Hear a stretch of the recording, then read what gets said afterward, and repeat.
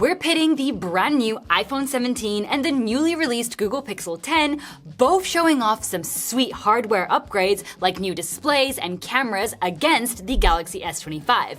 This one has been out for a minute, but with a ton of software refinements, including the latest One UI 8 update. This thing is more polished than ever. We'll take a deep dive into the design, display, performance, cameras, and battery to find out which one of these smaller flagships gives you the most bang for your buck. Oh, and let me spoil it for you right now, there has been a major shakeup this year. Hey, I'm Olive, your host here at Versus.com.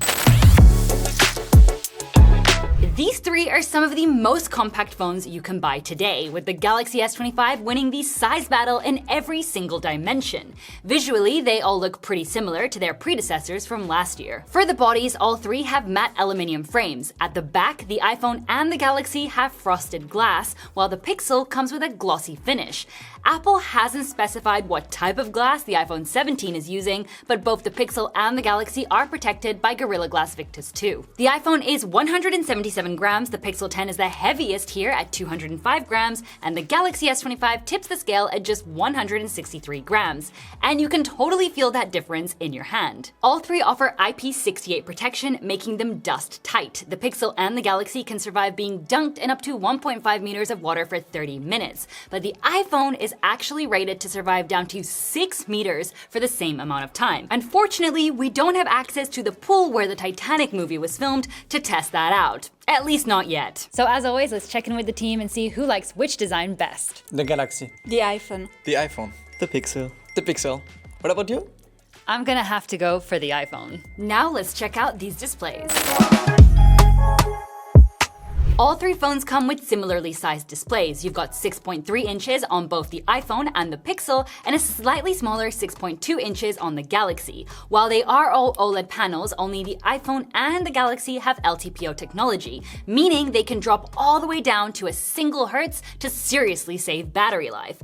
Plus, only the iPhone gets anti-reflective coating to cut down on glare. We threw them under simulated sunlight at over 100,000 lux and measured the typical high brightness using a full white screen. The iPhone hit a respectable 1,154 nits, the Pixel 10 was the absolute brightest at 2,317 nits, and the Galaxy reached 1,578 nits, making the Pixel the absolute easiest to use at the beach. For security, the iPhone relies on Face ID, while both the Pixel and the Galaxy use ultrasonic under-display fingerprint scanners. Now for even more info on screen specs, including our measured peak brightness, feel free to pause the video right here. Now, even though the Pixel screen shines bright like a diamond here, the display on the iPhone 17 is the real MVP this time around. And that's coming from us, who always roast the archaic screens on the non-pro iPhones.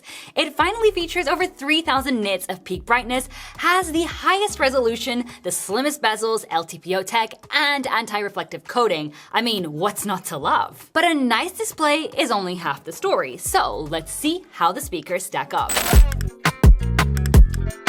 All three of these base flagship models come equipped with stereo speakers. Here's an audio sample for you.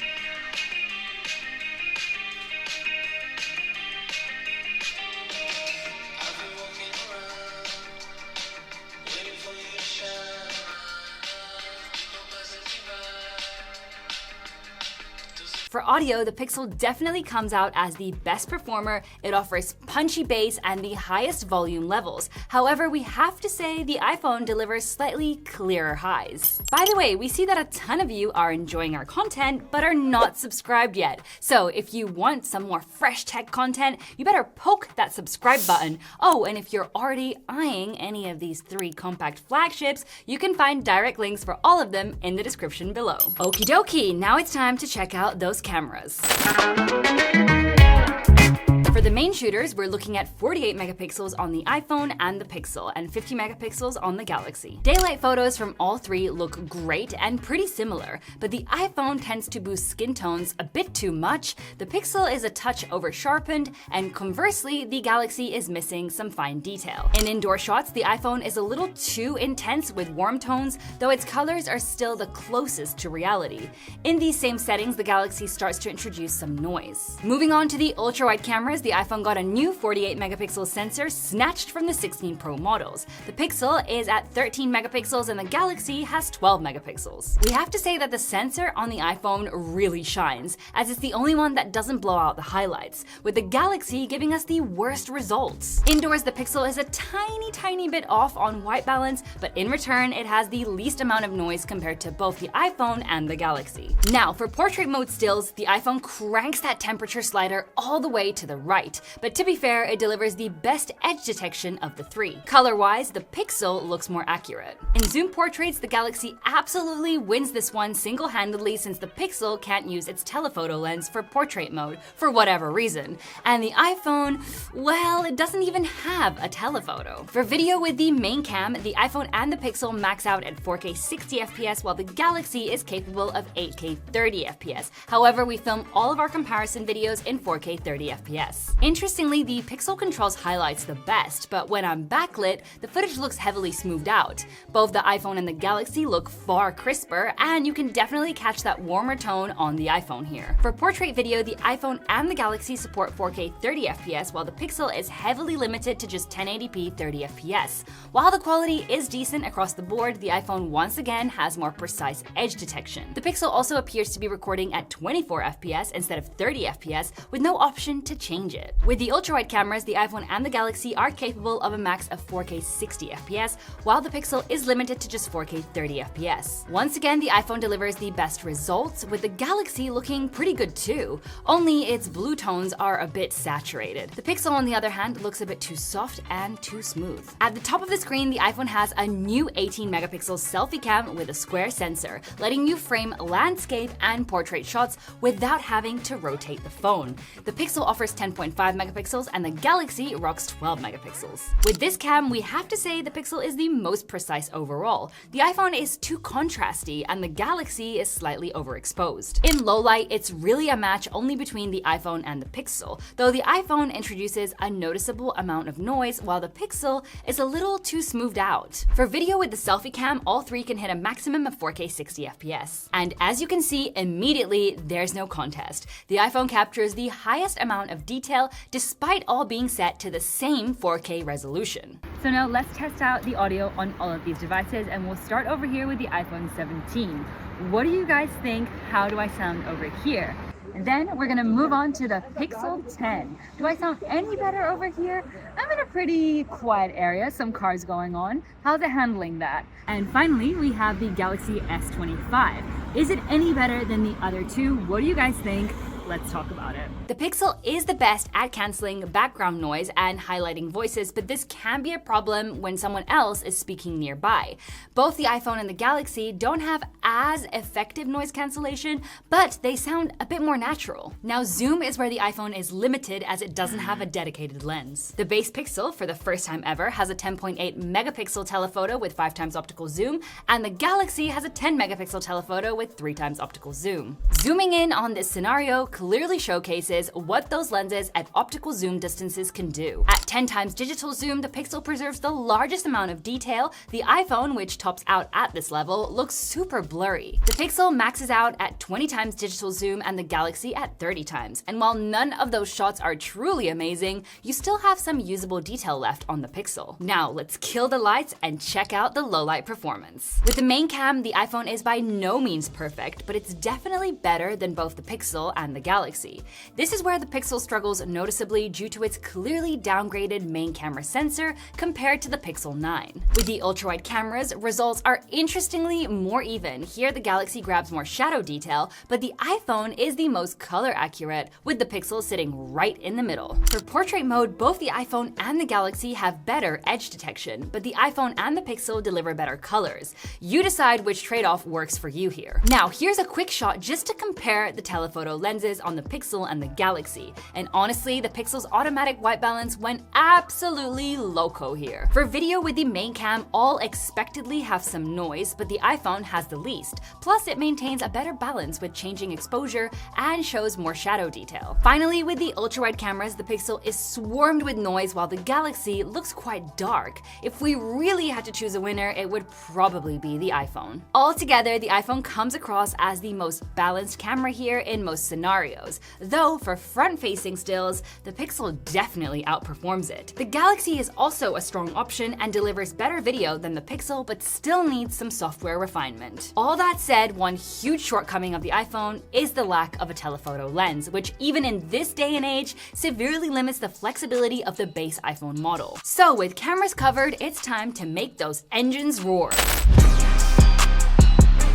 Inside the iPhone is Apple's latest A19 SoC. The Pixel packs Google's Tensor G5, and the Galaxy S25 is running a Snapdragon 8 Elite for Galaxy, featuring 2 overclocked cores compared to the standard version. The iPhone still comes with 8GB of RAM, while both the Pixel and the Galaxy offer 12GB. Looking at storage, the iPhone uses Apple's NVMe, while the base 128GB configurations of the Pixel and the Galaxy are stuck on UFS 3.1, only moving up to UFS 4 on the higher storage variants. As a quick note, the iPhone 17 has Apple's new N1 chip for wireless connections, but it's still relying on Qualcomm Silicon for cellular, unlike the smaller 16E and Air, which use Apple's in-house C1, C1X chips. Also, both the iPhone 17 and the Pixel 10 are eSIM exclusive in the States, but the international versions keep the physical SIM card slots. But to really see what these phones can do, we'll throw them into some real-world testing, starting with gaming. We'll run 30-minute sessions with cooldown times in between. First up, Grid Legends in graphics mode. The Pixel is immediately KO'd because it doesn't even support this game. The iPhone 17, however, supports 40 FPS in this mode, while the Galaxy only 30 FPS. The iPhone also sustained those frames better, dropping to only 37 FPS, though it did get spicy hot at 46 degrees Celsius. Next, we launched Withering Waves and cranked the graphics all the way up. All three topped out near 60 FPS on launch, but the iPhone sustained the load best, only dipping to 50 FPS, while surprisingly running the coolest of the bunch. Moving on from gaming, we exported 99 photos in Lightroom. Once again, the iPhone was the fastest, immediately followed by the Galaxy. The Pixel, however, took almost 12 minutes to finish. Next, we rendered a 3-minute 4K 30 FPS video in CapCut. This one was close, with everyone finishing in under a minute, which is pretty snappy. But now, let's check out some benchmarks. In Geekbench 6, the iPhone and its A19 chip dominated, scoring best in both single-core and multi-core performance, leaving the Galaxy in second and the Pixel in far third. In 3D Mark's Wildlife Extreme Stress Test, the Galaxy claimed the highest best loop score of the bunch. However, for the lowest loop score, the iPhone took the top spot, a strong indicator that the Snapdragon on the compact Galaxy throttles hard under sustained heat. In Antutu, we can't directly compare the scores due to different OS architectures, but just for reference, the iPhone 17 scored a lot higher than the iPhone 16. Between the two Android phones, the Galaxy was hugely ahead of the Pixel. Overall, it is crystal clear that the iPhone 17 packs the absolute most horsepower here, even outperforming the Snapdragon 8 Elite on the Galaxy, which is likely being limited by its compact design. Still, the Galaxy performed adequately. The Pixel landed last in practically every single test. Google switched to a PowerVR GPU on the Pixel 10, and either it's been intentionally capped or it's desperately missing some optimized drivers. But now let's dive into the software side of things.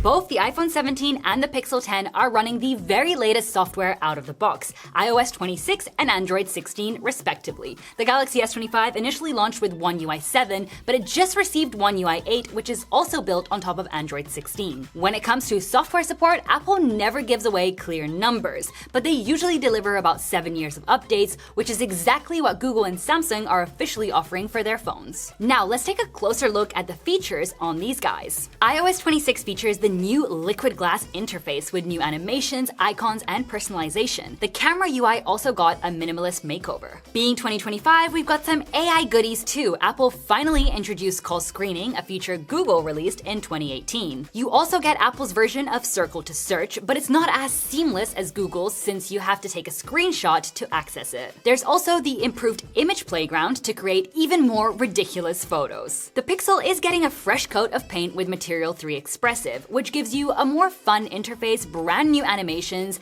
and bold colors. Unlike the iPhone, it's got a whole truckload of new AI stuff like Voice Translate for real-time call translation, Camera Coach to guide you in taking better photos, or Magic Queue, which suggests replies to messages using information from previous messages or emails. That just to name a few. You also get previously seen features like Magic Editor and Pixel Studio. One UI 8 on the Galaxy doesn't really bring anything extremely new that we haven't already seen on One UI 7. However, it does come with some practical AI-assisted features like Now Brief, which is similar to what Google did with the now obliterated Google Now. You also get a bunch of cool editing tools in your gallery like Generative Edit or Sketch to Image to really transform your photos, or even long press on videos for instant slow-mo. With that out of the way, let's move on to our last category. Energizing these compact flagships, we see a bigger battery this year on the iPhone 17 compared to the 16, though the Pixel still comes in with the biggest cell of the bunch. For wired charging speeds, Apple never shares numbers, while Google officially gives the Pixel 30 watts, and Samsung gives the Galaxy 25 watts. For wireless charging, the iPhone supports 25 watts while the Pixel supports 15 watts, both fully Qi 2 compatible. The Galaxy also supports 15 watts, but it's only Qi 2 ready, which means it supports the charging standard, but it is missing the magnets. Both the iPhone and the Galaxy also include reverse wireless charging, but the iPhone can only charge MagSafe accessories like power banks, not things like AirPods. The Pixel 10 skips this feature entirely as a trade-off for Pixel Snap. In our charging test using a 100 watts charger, the iPhone was the surprising winner, hitting a full charge in just 1 hour and 14 minutes, topping up at 33 watts. The Galaxy came in a close second at 1 hour and 16 minutes, peaking at 22 watts. The Pixel finished last at 1 hour and 26 minutes, topping up at 26 watts. And now, prices. All three of these phones retail for the exact same full price of $799, which means no cash left over for Fortnite skins this time around. Except that price is not 100% valid nowadays for the Galaxy. Since it has been out on the market for a while, you can sometimes find it in third-party retailers for around $680, and then you'll definitely have cash left over for that Ariana Grande Fortnite skin. All things considered, the iPhone 17 really stunned us with hardware upgrades right where it needed them most. It finally gets a 120Hz screen plus anti-reflective coating, an even snappier processor, and a bigger battery with faster charging, all for the exact same price as last year's model. This combination of upgrades makes it the clear best option for us out of these three. However, its Achilles heel remains that missing telephoto lens, which now every other base flagship offers. The Galaxy S25 is also a very compelling option. It's the most compact and lightest phone here, and it packs a powerful punch while being available at the lowest price if you grab it on discount. As for the Pixel 10, outside of its camera and smooth software experience, it doesn't bring much to the table that you can't find executed better in the other two. And that performance? Oof.